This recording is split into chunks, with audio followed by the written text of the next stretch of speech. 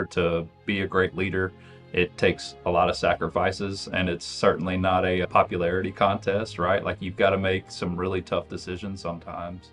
But I think at the end of the day, too, always having the greater good of the organization in mind.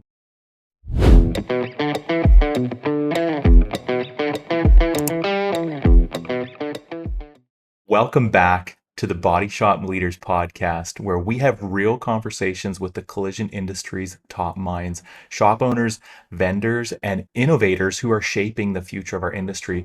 I'm your host, Daniel Burkholder, and today's guest is someone who wears a lot of hats in the collision world, Kyle Bradshaw, Director of Fixed Operations at K&M Collision and the President of the Carolinas Collision Association. Kyle's one of those people who lives and breathes this industry.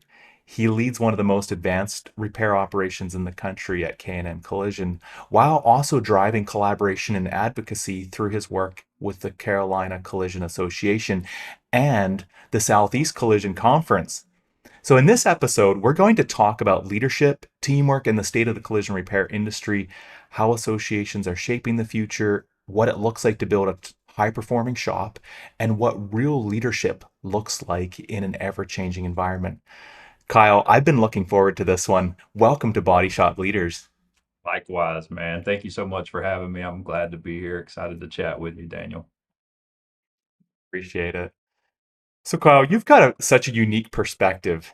You're running operations day to day while also seeing the bigger picture through your work with the Carolina Association.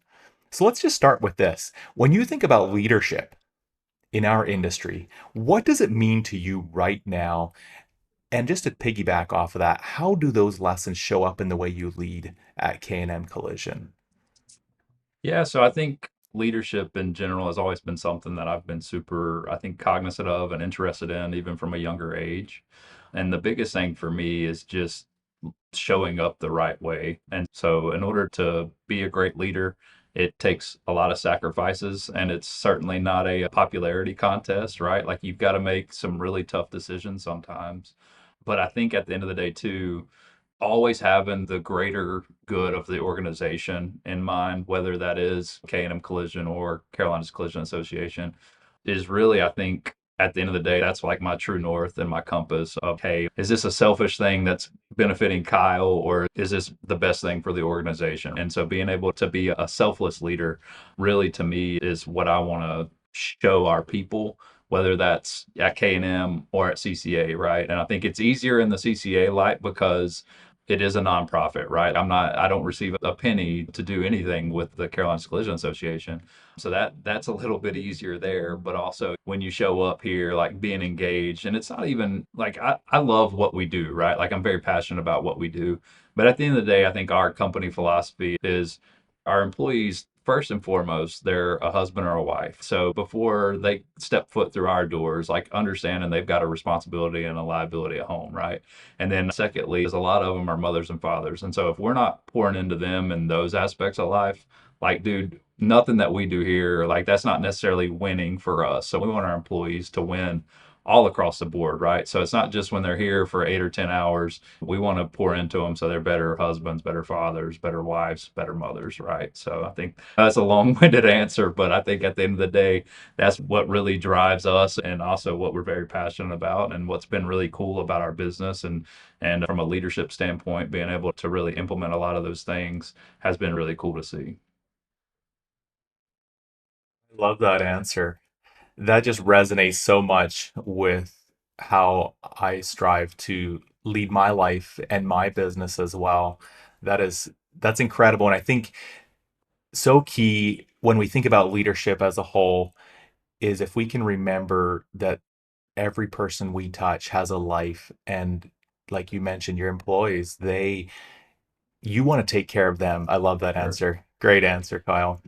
Yeah, I think like the military, there was, gosh, I can't remember the guy's name. I think it's Marcus Luttrell. It's the one the Lone Survivor movie was made about, if you're familiar with that. But he talks about when he's in the military that basically when you sign up to be in the military that you're an expendable asset. That basically for the U.S. government, you understand, I guess, the risk going into that. That's certainly not the case for us, right? So we're not just looking to run through people. We want people, and that's part of our culture. Like we want people to be here and be a part of the team for a really long time.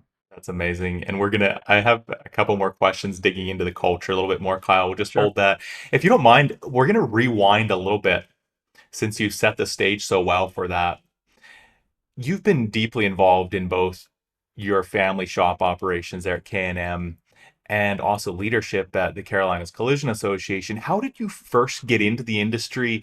Just maybe give us a little background on your Yeah. story, how you got into the industry, what inspired you to take on these leadership roles in K&M and also CCA. Sure. Yeah, first and foremost, I growing up, like my dad started our business the same year I was born, and my dad is probably one of the hardest working men in the world. Just grinded all the time. And I think growing up early on, I saw how hard he worked and I was like, I want no part of that. And so I had said from a young age, I will never, ever be involved in that at all. That's just not me. And growing up was involved in athletics and ended up going to college and was fortunate enough to play in college. And so coming out of that, like most kids, had no clue like what I was going to do or anything like that. And so initially, I started out just in detail. We were at the time a very small business. I think it was my mom, dad, brother, and then maybe we had one other employee at the time, and then me. And so started out in detail. I was a young, arrogant, and ignorant kid and came in with really a poor attitude, I would say. And my older brother and I really struggled to get along in that space and ended up, I think I was there for maybe 6 months and ended up I can't remember if we either got into it and I got fired or I quit or whatever. I'm not really sure which one happened. But so I ended up going and working for another business in another industry for about 2 years. And I'll tell people to this day, I think that was one of the best things that ever happened to me because it gave me an opportunity to go into somewhere else, make my own way and learn a lot. And really, I think helped me to understand, hey, I've got a lot of gifts and things that I'm good at that my brother is not, and then vice versa. There's a lot of things that my brother is very gifted at that I can't compete in that realm, right? Like I can't play in that sandbox with him. And so helped me to understand that. And then my older brother Michael had a vision for our business and a vision on how he wanted to grow it. And it eventually got to a place where he understood, like, hey, I'm not going to be able to do this on my own. And so called me one day. I was like, hey, would you be interested in coming back? This is what this is going to look like. This is what I want you to do, whatever.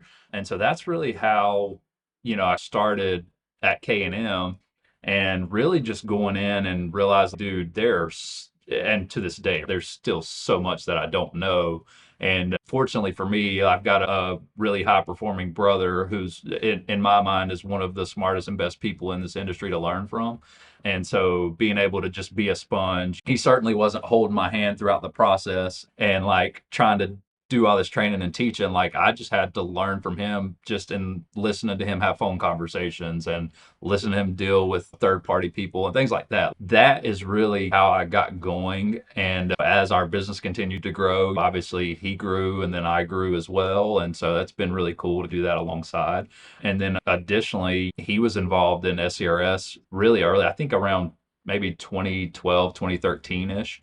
And so seeing what that was like and how selfless that was. And like that was his way of one, like that was a great networking opportunity for him, obviously, but it's also a great way for him to give back to the industry and pour into other people. And my mom and dad are also both very generous. And so I think that's just been like a staple kind of our family and something that we continue to strive to do is to really lift others up and carry others along with you. I think we have a responsibility to do that. And he was doing the SRS thing. CCA was a new organization at that point in time. And about the same time, it just aligned with about my same timeline. And then got asked to be on the board there. And I think I served on the board for maybe about a year. And then we had elections come up. And I was like, hey, like, if nobody else wants to do the president thing, I'll do it. And had no clue what I was getting myself into at that time, of course, but I'm a willing body, I guess, anyways. And so did that. And I guess I've been president now for going on 5 years and have made a ton of just fantastic relationships really through that, through CCA and just you and I knowing each other. That started through CCA. And so it's just been really cool to see that and then be able to start putting faces with names and connecting with people. And I think at the end of the day, having the same common goal on bettering our industry, that's something that's really easy to me to get behind. And really, for a lot of people that come from a lot of different walks of life, being able to connect and being able to work towards that common goal. So that's a lot, Wow, Daniel, I'm not isn't quite. Yes, it is. I it? was just thinking, I'm not quite sure how to recap everything you said there, but Yeah, I love your story. I remember you sharing a bunch of that with me the first time you and I met, and you yeah, kindly gave me a tour of your shop when it was closed. sure, That was great memories from that. So thank you for sharing that. And of course.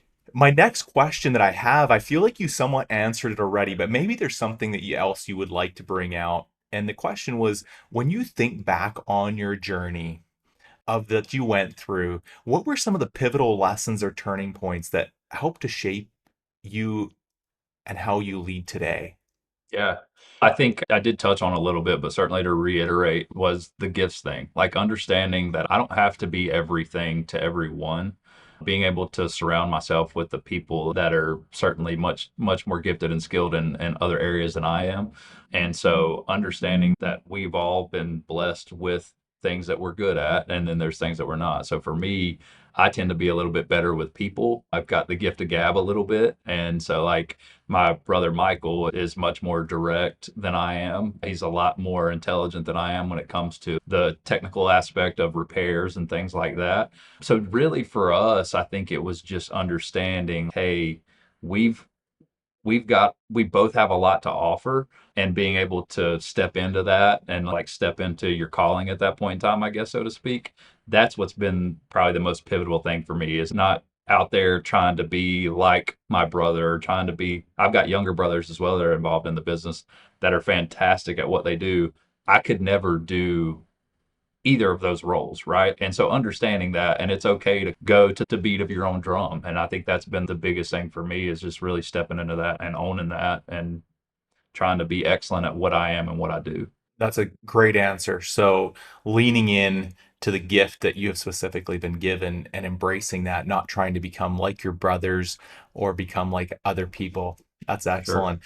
Let's dig in a little bit more into this leadership and culture thing. And I know you get to hang around and be with a lot of leaders through the association. Like you mentioned, you've got to meet a lot of amazing people. What qualities do you see in these shop leaders today that others could learn from? Man, I think some of my best friends and people that I talk to the most consistent that are running shops are people who just grind it out, man. But you can't shy away from a little hard work in this industry, certainly. And so I think just the ability to put your head down and go to work day in and day out, because let's face it, Daniel, like this industry is a very challenging industry. It is. it is very conflicting. There's just and no 2 days are the same, right? What you dealt with Hmm. yesterday is certainly not going to be the same as today.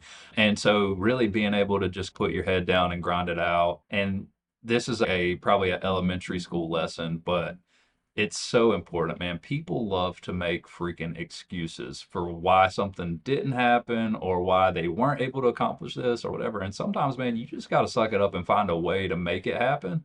And probably some of the people that I'm most inspired by, you're never going to hear that from them. They are grinding day in and day out. And so that's, we talk about the importance of a sphere of influence and the people that you surround yourself with. That's what I want my circle to be like is people that are like that. And I've got some really good relationships with some people that they embody that day in and day out, and I admire it. Excellent. We all need that sometimes. Like you said, it's a tough industry. We're not fooling anybody there, but if we're willing to just put our head down and stick at it and just grind away, we don't have all the answers, but we're willing to try to find them Yep. and maybe reach out to people around us that can help us. Right. Excellent. So this next question, Kyle, I'm eager to hear what you have to say. I feel like it ties right together. Is how do you personally define success as a leader? And what does that look like beyond KPIs? I know we can look at all the numbers. What do you personally define that success as beyond numbers? Yeah, I think I hit on this earlier, but it goes back to the people. And so being able to watch other people succeed around me has been something that's really cool to see. With us being a family business, it's been real and just dude, I can't even explain like how fortunate and grateful I am to be a part of our family's business for one. A lot of people, there's certainly a lot of things that come with it, right? A lot of additional layers, but at the end of the day to be able to do this alongside of like my mom, dad, older brother, and then seeing my younger brothers both mature and come up through that has been just fantastic, right? Like couldn't really even place words on it, but the same deal like for our team here, like seeing people that have came in as I would say a young kid, and then now they've got a family and they've got kids that they're providing for, and like just seeing people develop and blossom and thrive at that point in time, dude, that's at the end of the day, the KPIs and the numbers and all that stuff. In my opinion, and this is probably against the grain, but I think there's a lot of people that spend way too much time like chasing that stuff or even looking at it. And I think KPIs are important, don't get me wrong. But at the end of the day, too, we're really big on culture. And we believe that if you've got a great culture, that a lot of that stuff tends to take care of itself. And so that's been the most rewarding part about being able to do what I do from a K&M standpoint. And then back to the CCA side is being able to see people that have basically ran their business for 25 or 30 years and have done it in a way to where they feel like they don't know when the next check's coming or are they going to be able to make payroll next week. Being able to do that and then them get involved in the association and now their business has been radically changed because they decided to make the leap and then after that they put the hard work in.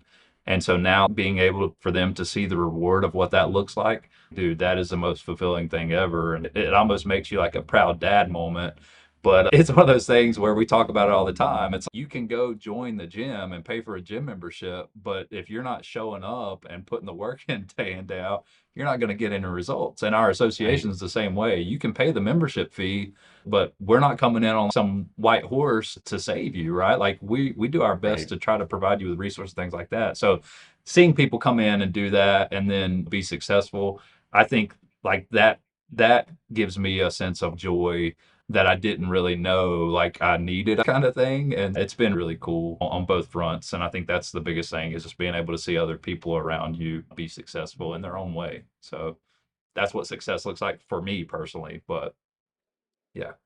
I love that answer. I love it.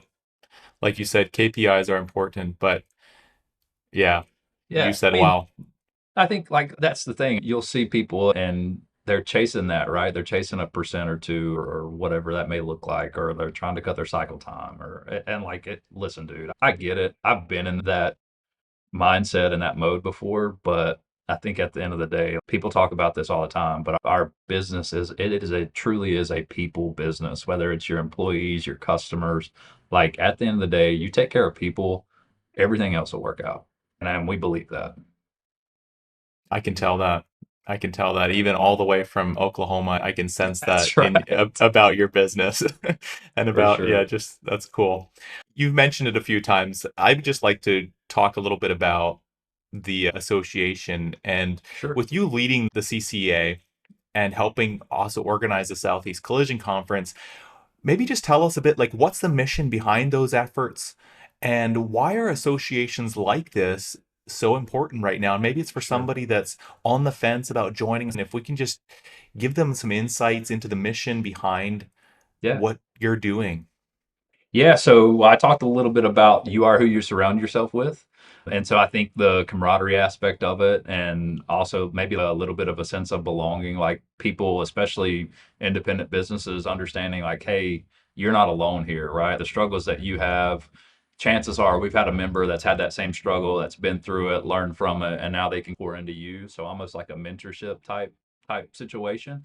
And so that's for CCA. I think that's a great like launching point and starting point. But our goal really is to provide businesses and the industry with tooling, training, and resources to make them better. So whether that's their business, or we've got a lot of people that will send a lot of employees to different things that we're doing, whether it's a customer service rep or an estimator or a technician or things like that. We really want to try to hit, all facets of the collision repair business. And so we'll even do some things financially. I know we've had you do some stuff for us from a marketing standpoint, like just getting people out of their bubble and out of their comfort zone, because it's so easy to get caught up in the four walls of what you see every day that you're not really branching out and seeing what's actually going on.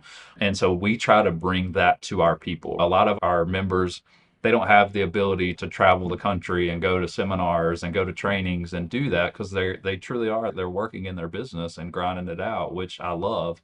But at the same time too, they still have to be able to work on their business. And so we try to bring that to them the best that we're able to anyways. And so that's been something really since its inception. The association's inception has really been our goal. And we want the roadways of North and South Carolina to be the safest in the country. And so we believe by empowering our members to educate themselves and repair vehicles the right way, that ultimately we're providing a service to consumers as well. And so that's been really the mission of the association. And I hope that continues to maintain true even well after I'm involved as well. That's a great mission. What's one challenge that you're seeing shops across, maybe it's your region, maybe it's across the nation, that are they're struggling with right now, and how is your association helping to address it? Yeah, I think first and foremost, the claims count being down is that's not something only our region's facing, but certainly Right. across the country. And I think now more than ever, it's super important to be able to differentiate yourself and separate yourself from your competition. And it's not up to us to decide people's business models or what that looks like, but certainly we want to be able to provide people with resources on how they can do that. Something that I think is pivotal right now is the customer service side of things, because to a lay customer, they're not in every person's shop and can understand the difference between the quality of body shop A versus body shop B, right?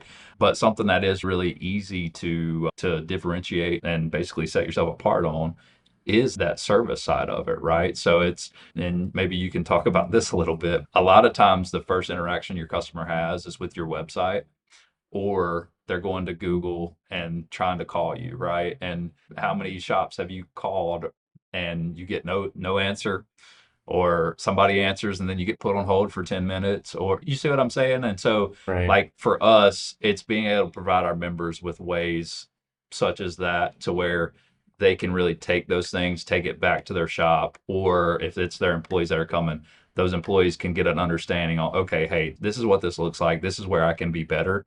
And so that's something that we've really been intentional on and trying to really develop for our members. That way they can take that back and apply it as well. Because I think at the end of the day, with the downturn in claims, that's created a ton of uncertainty for a lot of businesses, especially independent businesses. And I'm sure MSOs are feeling it as well. But basically taking that and being able to me, now this is the time to like where you should really be working on things and tinkering with things within your business, because you are quote unquote slow. Now's the time to do those types of things, because when you're back to full capacity again, it's just that much tougher to do things like that. That's good advice. And I will say to some shop owners sometimes, I'll make the comment about their sales team, and most of them giggle a little bit about that because they're like, sales team. But I think What are you talking really, about? exactly. But I think that's what I just heard you say, is that we really need, you're trying to bring maybe training to your member shops to help them understand that they're not just estimators, they're not just order Yeah. takers, they're not just phone Yep. answers. They are actually selling the business by how Oh they yeah. answer that phone, by the smile they Mhm. have on their face, the verbiage they use, the compassion they show. Very You good. ever read the book Excellence Wins before? I don't think so. It sounds like one I I should put would on my list, I though. would highly recommend it to you and to anybody that's under the sound of our voice right now. It's Excellent. fantastic. So it's the guy who founded the Ritz-Carltons who wrote the book, but something that you hit on that he talks about is customer service is not just the customer service rep's job. It's every single person throughout the organization. and being able Yes. to empower that. And so that's the thing too. Like, how often are we training our technicians on how to interact with customers? Yes. Probably next to none, but they're still going to have that interaction with customers, whether it's them punching out and walking through the lobby to go to lunch, Hmm. or you know what I'm saying? Like, it's Right. small little interactions, but the way that we can impact that customer and the way that we can make that customer feel could make every difference between whether they decide to leave their vehicle at your facility or never want to see you or talk to you again. And that's something that I've been very passionate about for a couple of years now, and that's probably one of my favorite books that I've read as it pertains to like operationally and customer service side, things like that. It's fantastic. You're welcome. I appreciate that book recommendation. Yes, 100%. So excellence wins, Excellence wins. and it was Yep. written by, His name was it is the founder? It's Horst.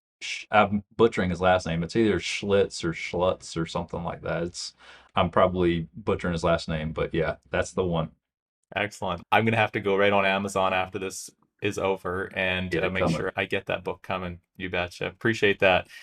So, Kyle, for shop owners listening who aren't involved in their, let's say, a state association or any type of association or event, what would you say to them about the value of getting involved and getting connected?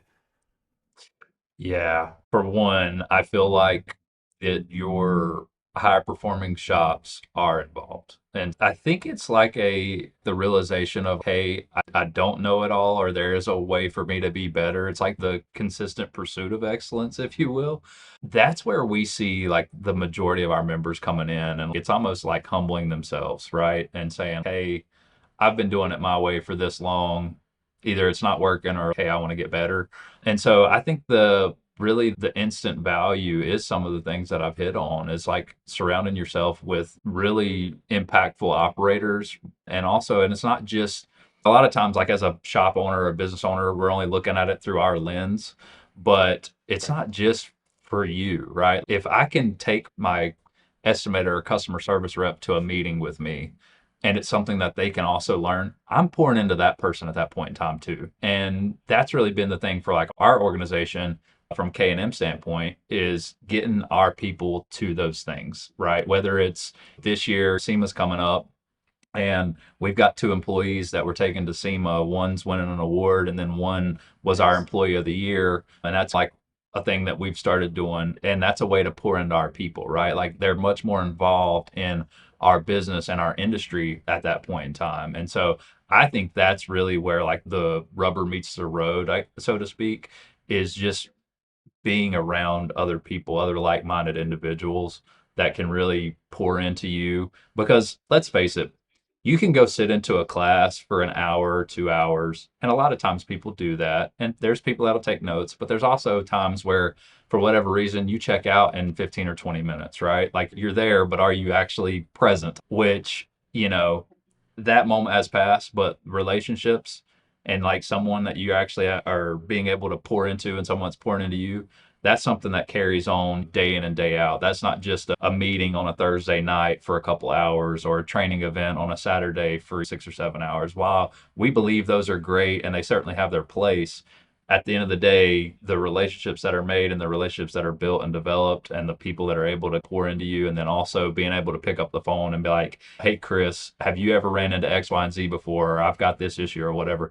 Like, that's lifetime value right now that you're not getting anywhere else. And I talked about this earlier, but people that are so focused in their four walls and not venturing out or getting out of their bubble, man, they're missing out on a lot of things. And we want to be a space for that, to provide that to people. And it's been wildly successful. And obviously, we've had growth year over year, and we continue to grow. And even with the downturn in the economy, the downturn in claim count, the consolidation that's going on, we're still growing. And I think that's because we've really done a really good job of fostering that environment and fostering that culture and making it something that people really want to be a part of. And they also feel welcome. We may only get one crack at somebody coming to a meeting one time, but being able to do that and open their eyes, so to speak, and give them this epiphany or aha moment, that's very cool to see and rewarding. So get involved. If you are not involved in an association, this is your time to put yourself into the right rooms where you can shorten years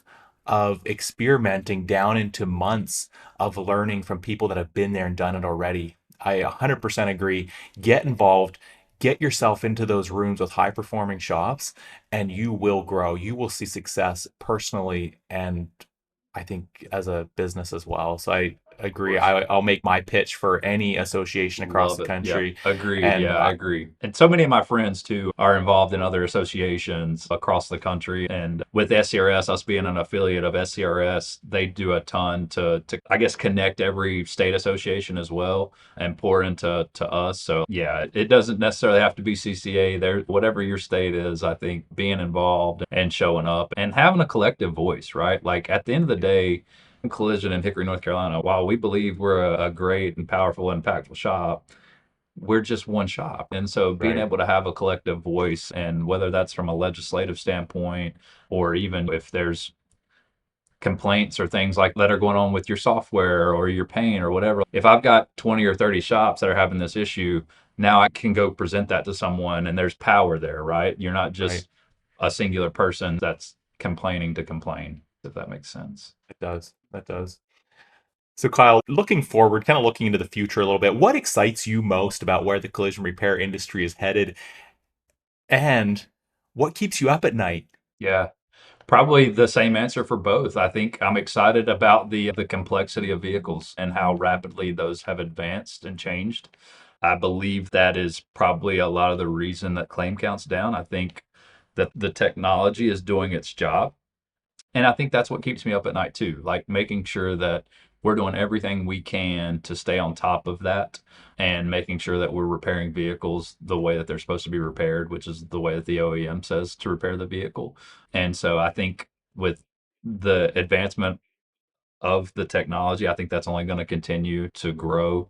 And if you look at what's going on with AI, I know I shouldn't even entertain this conversation with you, but if you look at what's going on with the advancement of AI, like that's came so far so fast, I think. And I think that's going to be the same thing for vehicles. And being able to be on the cutting edge of that and the investments that we've made as a business and equipment and training and things like that, I think, or I feel like we've placed ourselves in a really good situation. And I think people that haven't made those investments and haven't kept up with the times are about to get left behind, even more so than they probably already are.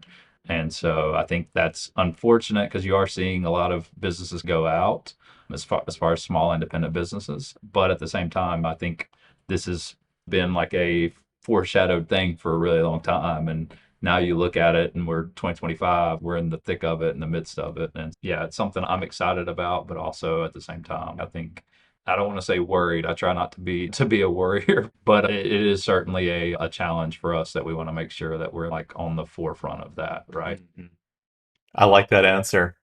And it makes me think of, I like, and I think this is the way you are as well, Kyle, where we like to look at problems as opportunities. So, yes, there's Facts. big changes ahead, but they're an opportunity. Embrace that. Yep. So, to wrap this up, I'd like just if you could give one piece of advice to a shop owner trying to lead through change, what would that one piece be? Oh man, that's tough. I That would is tough. say I would say the willingness to change. And I mean that from a standpoint of not getting caught up in the we've always done it that way type mentality, Mm. but being able to try things, being able to fail and basically try again thing, right? So we're big on that. And I think that's part of the continuous improvement and the pursuit of excellence for us is there are things that we do really well, but there are times where we'll also tear it down and break it a little bit to see if we can make it better. And so I think just the willingness to do that, and then also the willingness to listen to your people from a leadership standpoint. I'm great at a lot of things. I know that, but I'm not everywhere at all times. And so there are things that our employees are able to see and do day in and day out where, their feedback and suggestions are way better than anything I could ever come up with. So the willingness to listen to those things and the willingness to pivot, right? Like just because you've done it that way for a year, 10 years, 20 years, whatever, that doesn't mean that's the best way to do it. And so obviously with the evolvement of your business and the evolvement of the industry and the complexity of vehicles and things like that, like we always need to be trying to learn and grow and change. And so just being able to have that mindset of the willingness to do that to me has been pivotal for us. Love that answer. Kyle, this has been a great conversation. I really appreciate you sharing not just your perspective as a leader, but also the work you're doing to lift up the entire industry through the Sure. Carolina Collision Association, the Southeast Collision Conference. Before we wrap it up, though, we've got this Body Shop Leaders tradition where each guest answers a question left by the previous guest and then leaves one for the next. So our last guest, Justin Bettendorf from iCar, left this question for you. What was the best leadership advice that you've ever received that you still implement today? Man, that's also tough. And I'm not going to give you a singular answer because there's two things. Perfect. I talked about this, but growing up as a kid, I was involved in athletics. And really, the first person I think who recognized like my leadership ability, someone who poured into me as a leader, was my high school football coach, which is Tom Harper. And Amazing. so we spent we probably spent more time talking than we did like on the actual practice field, just about leadership things and about life. And certainly grateful to him for pouring into me as a young man at that point in time. But two things that have always resonated with me certainly come from him. And it's something that, with my kids, I'm pouring into them at this point in time, and then the same deal with our employees. But the first is how you do the small things is how you do everything. And so I liken it to when we're doing like conditioning drills and things like that in high school, they were really big on running through the line. And if you take this to a real world application, it's when you go to the grocery store and you see somebody that's basically taken a shopping cart and pushed it in a parking spot because they didn't want to walk it all the way back to the cart return. To me, those are people that probably weren't running through the line when they were growing up. And 100%. so for us, and obviously, am I perfect? No, gosh, no. But I think being able to have the discipline to do the little things the right way and understanding Mhm. that ultimately that's a combination of how you're going to do everything has been really big for me. And then the second thing, back to the high school days, is nothing is ever as good as it seems or as bad as it seems. And so we talked about this a lot after games, right? We may have just won by 40 and you're probably really feeling yourself and think you're unbeatable and that's great, but it's temporary, right? And so understanding that. And then on the flip side, like you may have just gotten beat by 40 and you may think, man, the sky's falling, we're terrible, whatever.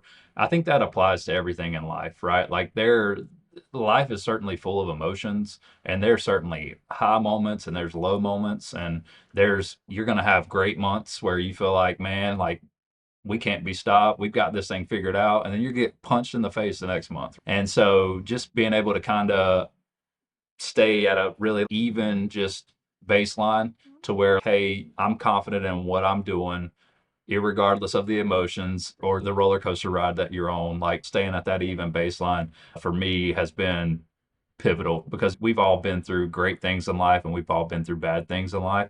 And certainly those shape us, but being able to understand, hey, like hopefully tomorrow the sun's coming up and we're going to get another crack at it and not getting so caught up on what happened in the past, both good or bad, has been just instrumental for me, my development, who I am as a leader, who I am as a man. So it's been really cool. And so shout out to Coach Harper for pouring in to me and sharing that with me. It's been really cool. That's awesome. That's awesome. I love those answers, and I appreciate you giving credit to your high school coach. Isn't that amazing how years later, here you are, he poured into you, and now you're taking that and you're giving it to other people. So, Kyle, now it's your turn. Question would you like to leave for our next guest? Sure. I don't know the age of the next guest, but I think if we've all been through life for a little bit, there's always something that we feel like, hey, if I would have known this 10 years ago, where would I be?